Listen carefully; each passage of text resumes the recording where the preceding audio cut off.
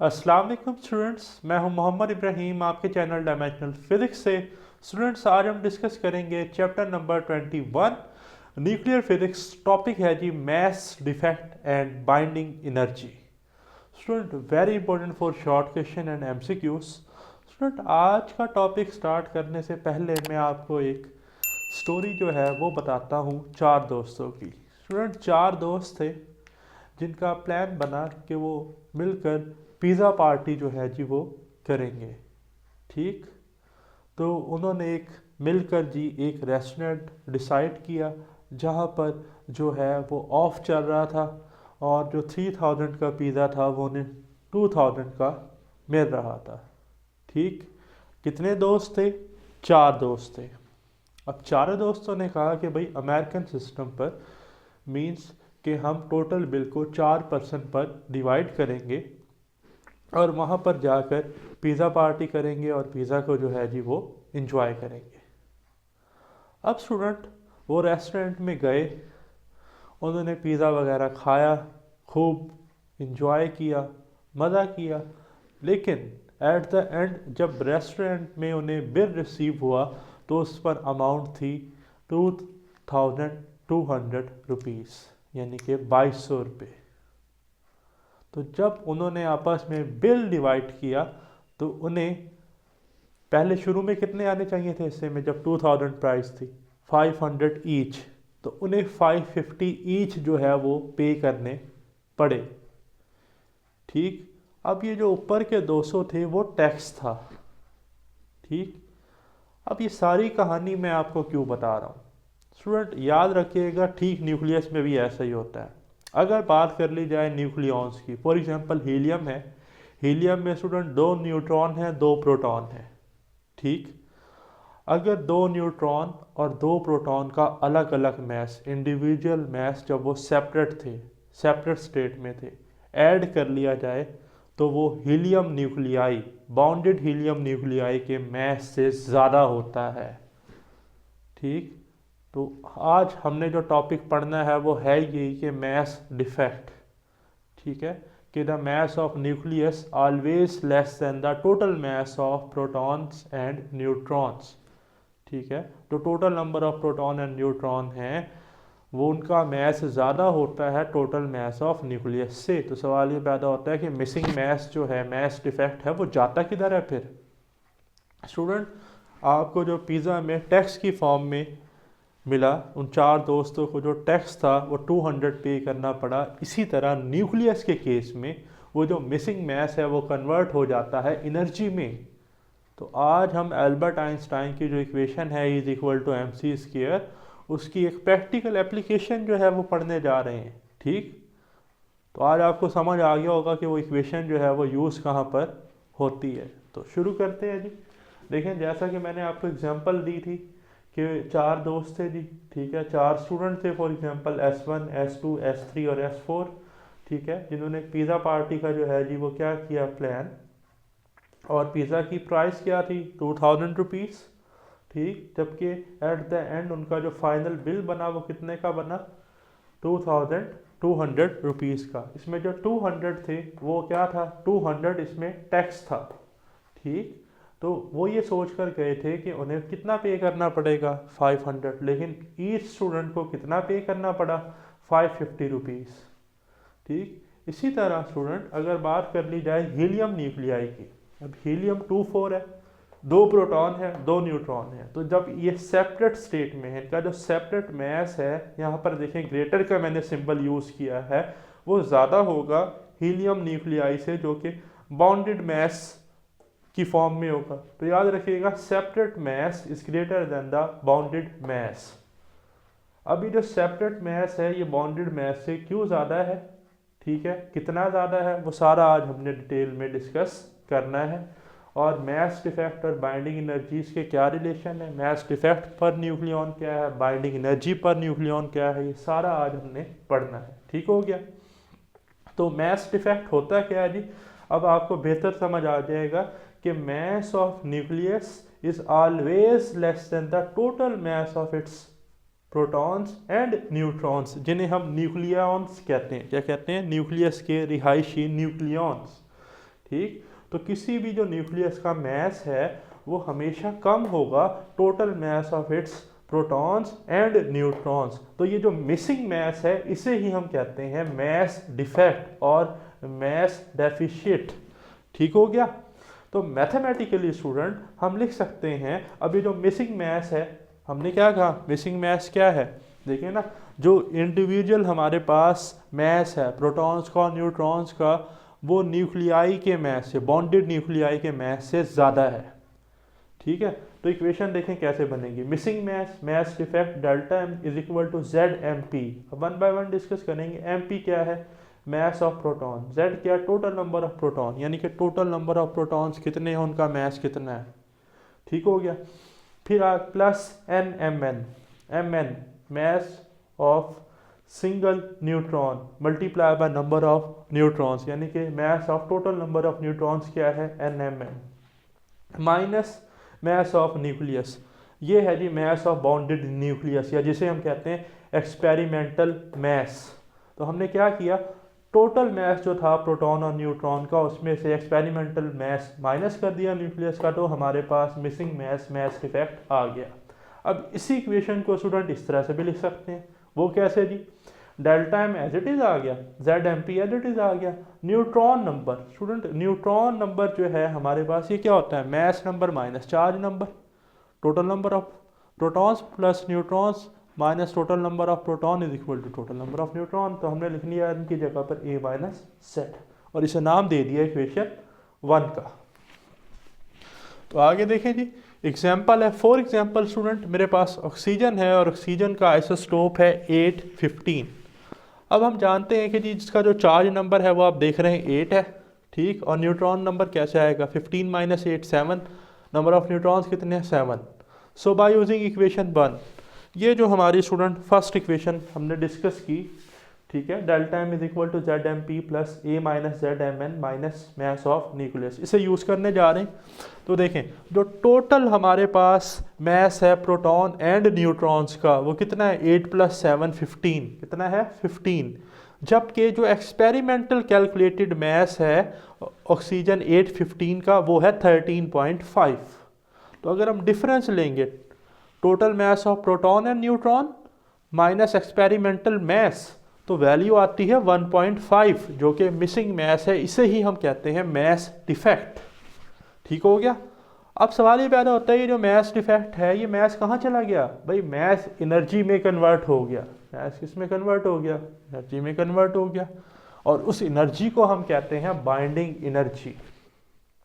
ठीक है। Nucleons protons और न्यूट्रॉन्स मिलके क्या बनाते हैं, न्यूक्लियस। तो जो एनर्जी जो उन्हें न्यूक्लियस बनाने के लिए रिक्वायर है वो बाइंडिंग एनर्जी है, या कोई न्यूक्लियस बना हुआ है हमने उसको ब्रेक करना है न्यूक्लियॉन्स में, प्रोटॉन्स और न्यूट्रॉन्स में, तो तब जो एनर्जी रिक्वायर्ड है न्यूक्लियस को ब्रेक करने के लिए वो क्या है, उनकी बाइंडिंग एनर्जी है। ठीक हो गया। तो नेक्स्ट है जी टर्मिनोलॉजी हमारे पास मास डिफेक्ट पर न्यूक्लियॉन। स्टूडेंट याद रखिएगा कि मास लूज बाय सिंगल और one particle is called mass defect per nucleon. Mass defect per nucleon का मीनिंग ही क्या है कि जो एक सिंगल हमारे पास क्या है पार्टिकल है वो कितना मास जो है वो अपना लूज करता है। तो मास डिफेक्ट पर न्यूक्लियॉन की डेफिनेशन क्या है जी, the ratio of mass defect to mass number is called mass defect per nucleon.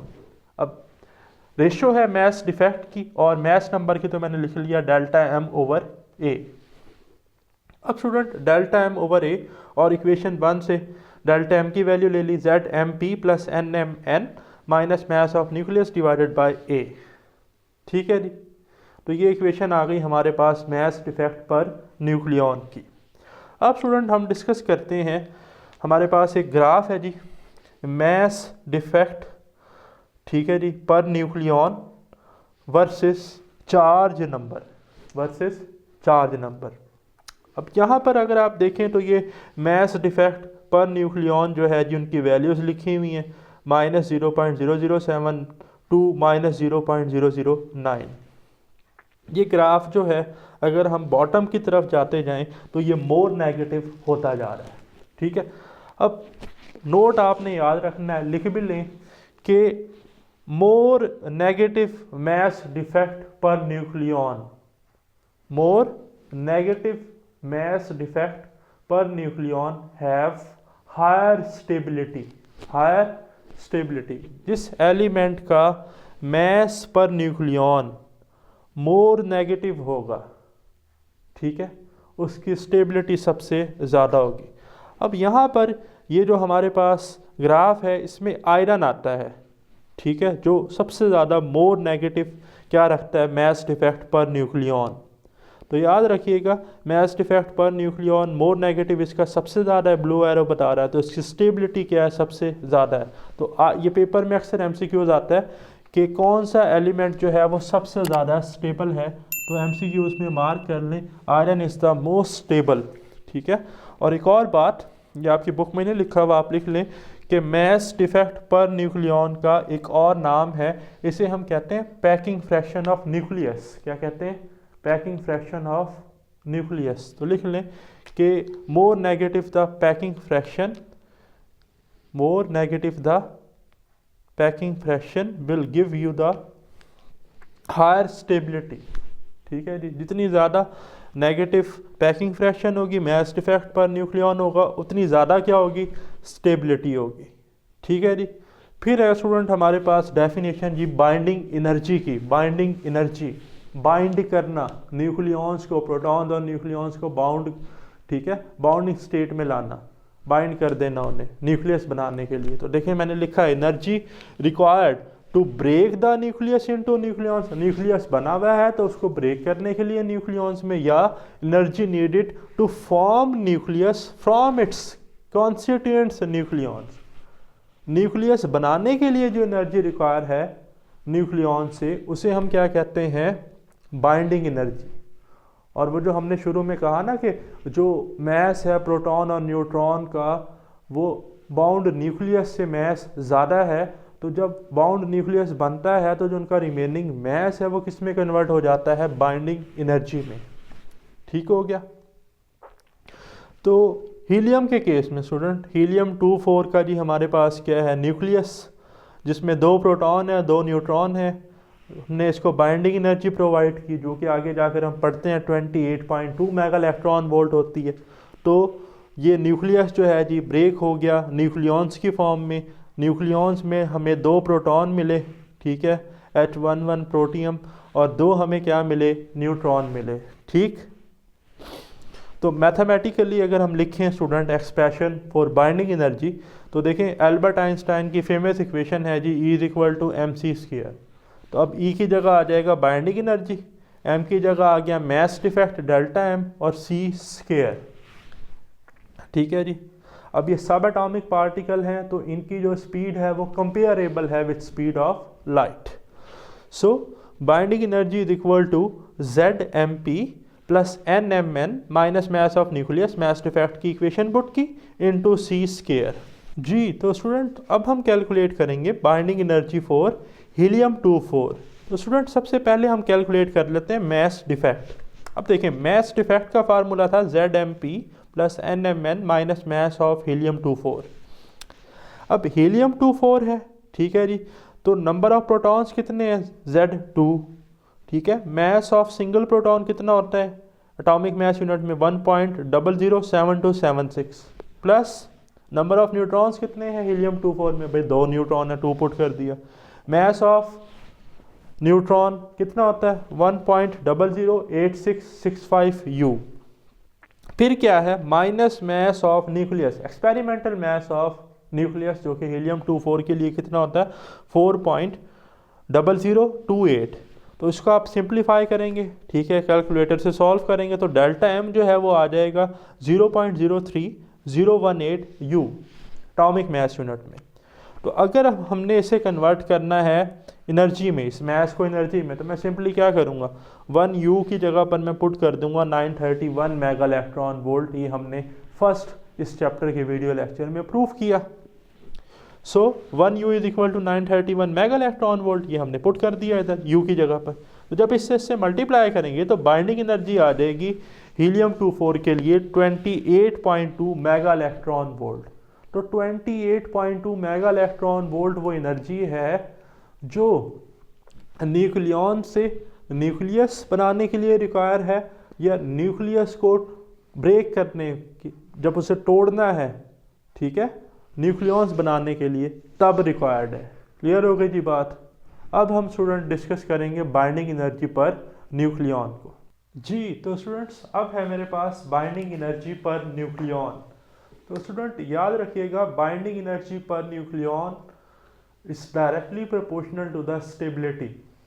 ठीक है, वो न्यूक्लियाई ज़्यादा स्टेबल होगा जिसकी बाइंडिंग एनर्जी पर न्यूक्लियॉन ज़्यादा होगी।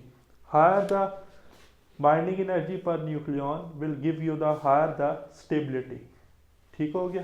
अब बाइंडिंग एनर्जी पर न्यूक्लियॉन है क्या स्टूडेंट? इसको हम बाइंडिंग फ्रैक्शन भी कहते हैं, और simply it is the ratio of binding energy to mass number. Binding energy और मास नंबर की जो रेशियो है, इसे हम कहते हैं बाइंडिंग फ्रैक्शन या बाइंडिंग एनर्जी पर न्यूक्लियॉन। तो जैसा कि हमने हीलियम के लिए बाइंडिंग एनर्जी कैलकुलेट की, हीलियम 24 के लिए, तो हीलियम 24 के लिए बाइंडिंग फ्रैक्शन जो है वो होगी binding energy divided by its mass number, और हीलियम 24 का मास नंबर 4 है, तो हम 28.2 मेगा इलेक्ट्रॉन वोल्ट को 4 से डिवाइड कर देंगे, तो आंसर आ जाएगा 7.05 मेगा इलेक्ट्रॉन वोल्ट। तो हीलियम 24 की जो बाइंडिंग एनर्जी है पर न्यूक्लियॉन, ठीक है, वो कितनी है? 7.05 मेगा इलेक्ट्रॉन वोल्ट। स्टूडेंट, अगर हम एक हैवी न्यूक्लियाई लाइक यूरेनियम 92-235 की binding energy per nucleon calculate करें, तो वो आती है 7.6 मेगा इलेक्ट्रॉन वोल्ट। जबकि इंटरेस्टिंग पॉइंट कि हमारे पास एक मिडिल साइज न्यूक्लियाई में आयरन है, आयरन 56, जिसकी binding energy per nucleon interestingly 8.8 mega electron volt है, और ये मोस्ट स्टेबल है। मीन इसकी बाइंडिंग एनर्जी पर न्यूक्लियॉन बाकी न्यूक्लियाई से सबसे ज़्यादा है, सबसे ज़्यादा है। तो हमारे पास कर्व है जी, बाइंडिंग एनर्जी पर न्यूक्लियॉन जो कि मेगा इलेक्ट्रॉन वोल्ट में है, वर्सेस मास नंबर। ठीक है, अब आपने इस ट्रेंड को ज़रा समझना है स्टूडेंट। अगर आप बुक में इसको देखेंगे तो यहाँ पर आपको लाइटर न्यूक्लियाई मिलेंगे, लाइक आपके पास ड्यूट्रियम, ट्रिटियम है, हीलियम है, और जब आप इसकी राइट साइड देखेंगे तो यहाँ पर आपको हैवियर न्यूक्लियाई मिलेंगे, लाइक यूरेनियम है, जबकि मिडल में जो है जी वो बादशाह सलामत हैं, किंग हैं, वो कौन है जी? आयरन। रीज़न क्या है? आयरन की बाइंडिंग एनर्जी पर न्यूक्लियॉन सबसे ज़्यादा है, जैसा कि हमने पढ़ा, कितनी है? 8.8 मेगा इलेक्ट्रॉन वोल्ट है। ठीक है, और 8.8 mega electron volt binding energy और किसी भी न्यूक्लियाई की नहीं है, ना इससे हैवियर न्यूक्लियाई की, ना इससे लाइटर न्यूक्लियाई की। तो इसकी बाइंडिंग एनर्जी सबसे ज़्यादा है, तो iron is most stable. Paper में एमसीक्यूज आ जाता है कि आयरन जो है उसकी स्टेबिलिटी सबसे ज़्यादा है, याद रखिएगा। अब इस ग्राफ में ये आप देख रहे हैं कि binding energy per nucleon versus mass number है, यहाँ पर लोअर मास नंबर है, यहाँ पर हायर मास नंबर है, जैसे कि नज़र भी आ रहा है कि H12 और यहाँ पर मास नंबर 2 है, तो यहाँ पर मास नंबर कितना है? 238। जबकि सबसे ज़्यादा स्टेबल कौन सा है? आयरन। अब जो लाइटर न्यूक्लियाई हैं उनकी ये ख्वाहिश है कि भाई हम भी आयरन जैसा बने, आयरन हमारा क्या है? आइडियल है। ठीक, तो उन्हें आयरन बनने के लिए स्टेबल होना पड़ेगा, क्योंकि आयरन जो है वो तो मोस्ट स्टेबल है। तो ये चाहेंगे कि भाई हम मिल के रहना शुरू कर दें, ये आपस में फ्यूज़ होंगे, मर्ज होंगे, ठीक है, मिल के एक स्टेबल न्यूक्लियाई बनाएंगे। ठीक है, फ्यूजन का प्रोसेस होगा। जबकि जो कि हैवियर न्यूक्लियाई हैं, ये चाहेंगे कि भाई हम भी एनर्जी रिलीज़ करें, हम अपने आप को ब्रेक करें, स्प्लिट करें।